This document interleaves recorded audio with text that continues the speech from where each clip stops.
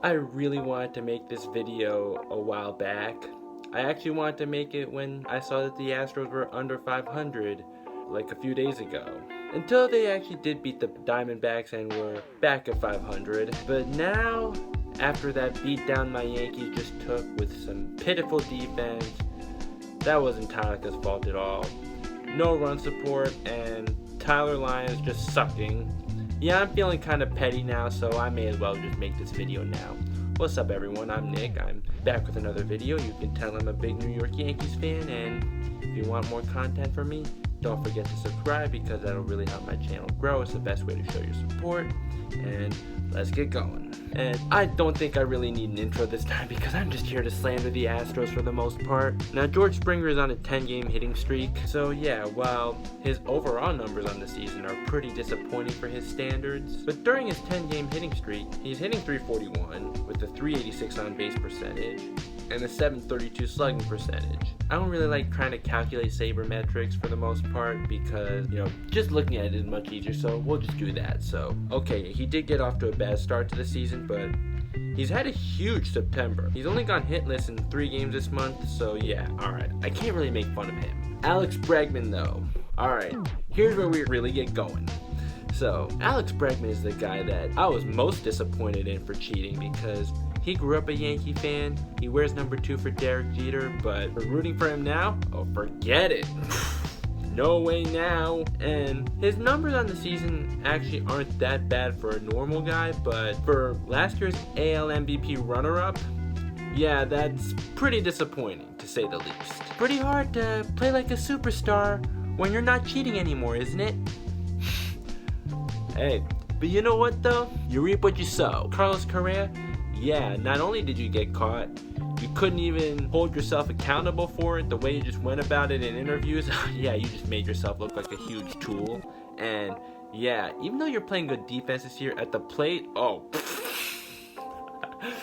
yeah, that's pretty bad, especially for what you've done in the past when you were cheating. Yuli Gurriel, man, you suck too at the plate. Just pathetic. But that makes me happy because not only are you a cheater, you like to make racist jokes too. Now the big one. Jose Altuve, midget boy. I was taller than you when I was in 7th grade. Yeah, you really suck when you can't rely on those banging trash cans anymore. You look like you got space jammed. Yeah, look at those numbers. Yeah, I'm just gonna keep showing that picture of Michael Jordan from The Last Dance. I don't care. Because that's how I feel when I'm looking at your numbers. Because you reap what you sow. Also, by the way, even if we ignore the fact that you cheated in 2017, Aaron Judge still deserved to be MVP. Don't at me. Look at these numbers. Look at this right here. The only thing Jose Altuve did better than Aaron Judge was hit for better average and strike out less. But looking at everything else, Aaron Judge easily had a better year, and it's 2020, like even back in 2017, if you're coming to conclusions based on batting average, yeah, get with the times because batting average is pretty outdated. I don't think it's completely meaningless, but it's definitely not nearly as meaningful as it used to be, and it never really should have been that meaningful in the first place. An important sabermetric I want to point out, since the screenshots I showed don't point them out, Aaron Judge's WRC plus in 2017 was 174. Altuve's was at 160. All Altuve really was better at was batting average and striking out less. But come on, let's be real. Batting average, it's kind of like field goal percentage in basketball. In 2020, we don't measure efficiency based on field goal percentage like we used to because times have changed. Like Damian Lillard and James Harden, for example. James Harden consistently has a true shooting percentage over 60%. Damian Lillard's always been close, and this year he had a true shooting percentage over 60%.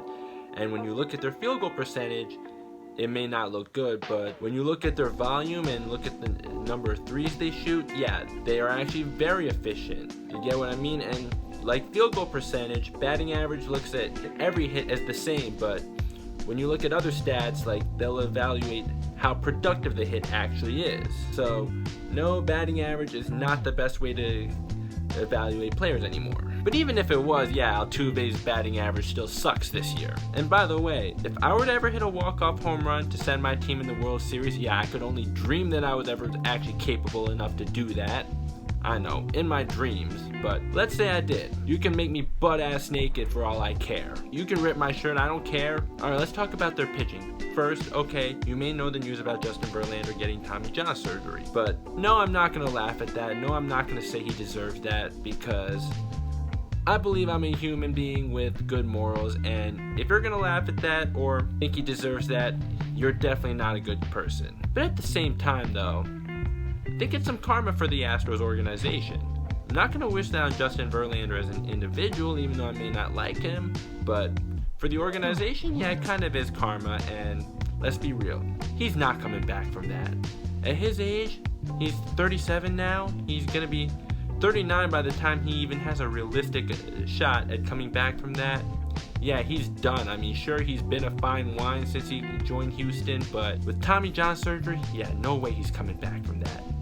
There's just no chance. Zach Greinke, this is something I talked about with a friend last year around the time the Astros got him. He's only had one great year in the American League, and that was in 2009. Look at the rest of his career. Yeah, outside of 2009, all of his best seasons were in the National League. So yeah, we agreed that this is gonna backfire on the Astros because they gave up a lot to get him in. He's under a pretty big contract. It was a risk they knew they were taking, and yeah, it's not paying off at all since they lost the World Series last year. And also, thanks for Garrett Cole. I appreciate that, because you could have had Garrett Cole instead, but he's ours now. And not only that, he's not really the best postseason pitcher. I mean, he did get shelled in Game 1 of the ALDS last year. Game 1 of the ALCS against my Yankees, he wasn't bad. He went 6 innings, but he wasn't spectacular for all 6 innings. And I remember watching that game thinking, oh my god, we'll get to him at some point, and they did. If only this were to happen throughout the series, but still. And we all know the Astros cheated that too. So yeah, nice move by the Astros. I mean, I understand the risk they were taking, but yeah, he's at his best in the National League, not in the American League, and he's not the best postseason pitcher. Lance McCullers, okay, rough year, but to be fair, he missed all of last season with Tommy John surgery, but he hasn't been all that good in a while. At least his K rate is decent, but that's about it. That 3.22 ERA in 2016, sure, looks good, but whoa, that whip is crazy high. He may have been an all-star in 2017, but that definitely came with a really bad second half. But okay, you dominated my Yankees in the ALCS. But yeah, like I said, your team cheated. But hey, you did go get 7 innings against the Mariners with no run support. None of those 4 runs were earned, but yeah, Space Jam Jose Altuve happened. I mean, not that Jose Altuve ever was very good of a defensive second baseman, but still. The bullpen, okay, that doesn't look that bad, other than Cy Snead and Ryan Presley did get off to a bad start, but he's been much better lately. I may be here to laugh at the Astros, but I won't just spew out misinformation just for the sake of laughing at the Astros.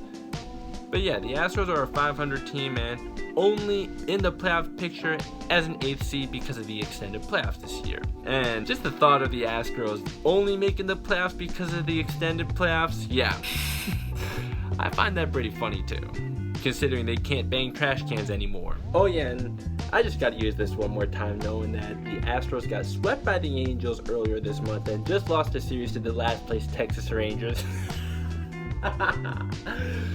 Oh, this is great. Now, do I feel bad for the Astros? You can already tell. No, I do not, and neither should you. Not even a little bit. You're the man, Joe Kelly. Now, I just sure hope I don't look like an idiot after this video. I hope they don't just go on a tear after this video's uploaded. No, probably won't happen though, but yeah, just don't make me look like an idiot. But as for the future of this team, yeah, you got Midget Boy and Alex Bregman locked up for some pretty big money until 2024. Verlander and Greinke are under contract until 2022, so you better pray to God Altuve learns how to hit without cheating. And he's not playing good defense this year either. I mean, yeah, like I said, he's never been that good defensively, and this year is certainly no exception. George Springer and Michael Brantley are free agents after this year, and I didn't even talk about Michael Brantley because he actually isn't underperforming, and wasn't even part of the team that won the World Series. But yeah, they're free agents. Correa's up for arbitration, and he really doesn't deserve that big payday that he sure would have liked when he was cheating.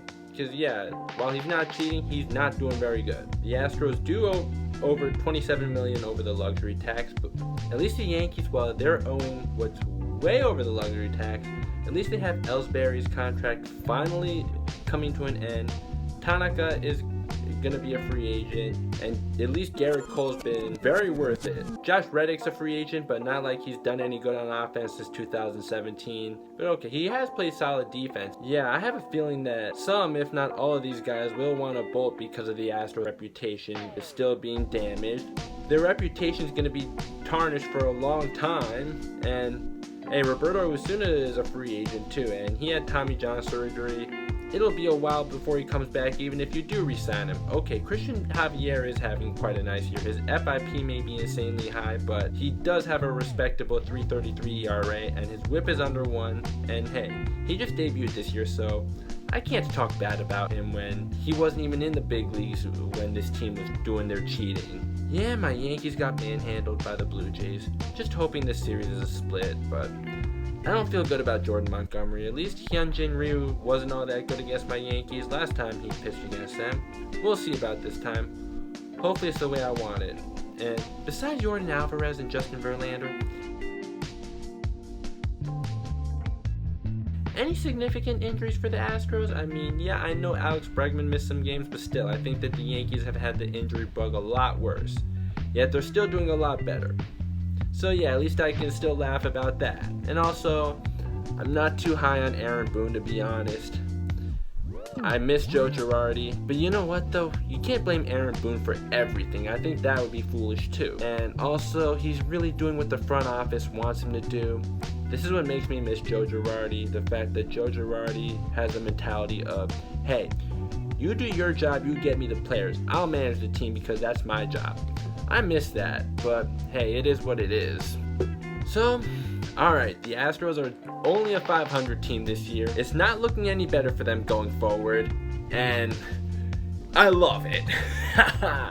Yeah, this is something that, yeah, I know I was making now because I'm feeling kind of petty, but hey, I just had to make this video at some point because, yeah, the Astros definitely deserve some slander. Them having a tarnished reputation is something they brought upon themselves. They very much deserve it, and I can't wait till next year when fans are able to come to games and we can, I can't because I don't even live in the United States, but I can't wait to see them get booed as hard as possible because, hey, I don't know about the rest of you guys, but to have to wait this long to get to boo them, yeah, it kind of sucks that you have to wait so long, but at the same time, hey, at least there's more of a build-up to it, don't you think? The fact that you can get under their skin a little bit more because it's been a whole year now, and now they really have to hear it. I personally kind of like that, even though, yeah, at the same time, I kind of would have liked to see them get booed a lot sooner. But anyways, that's it for now. Please don't forget to like and subscribe, and I'll see you next time.